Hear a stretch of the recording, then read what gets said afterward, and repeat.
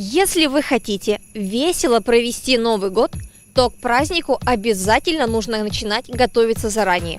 Лучшее место для этого – усадьба Толбабая. Сегодня здесь появилась первая в Удмуртии новогодняя ель. Сейчас Толбабай очень занят подготовкой к межрегиональному фестивалю сказочных героев, поэтому пока что за усадьбой приглядывает его помощница Лымыныл.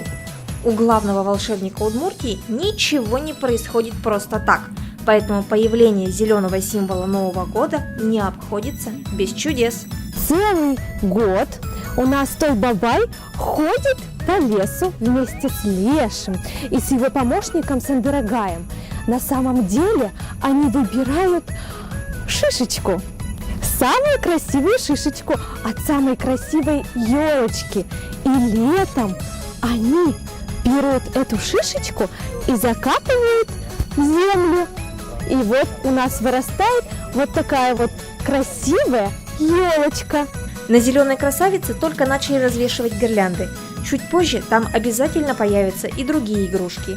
Есть у елки Толбабая и своя особенность.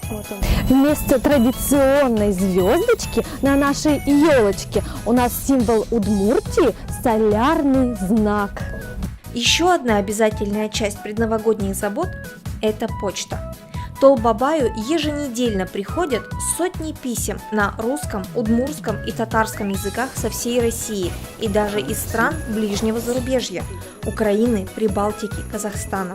Дедушка обязательно все письма ваши прочтет и, конечно же, в ответ отправит вам подарок под елочку. Праздничные огни на первой новогодней елке республики зажгут вечером 9 декабря, когда в усадьбе будет проходить второй день межрегионального фестиваля «Сказочные герои на родине Толбабая». Каждую неделю в усадьбу Толбабая приходят сотни писем со всей страны. Их можно отправить как Почтой России, так и привезти прямо сюда, в усадьбу. Раз уж мы оказались здесь в преддверии праздника, то решили тоже воспользоваться случаем и написать его послание. Письмо Толбабаю писали Ольга Константинова, Никита Иванов, специально для информагентства «Удмуртия».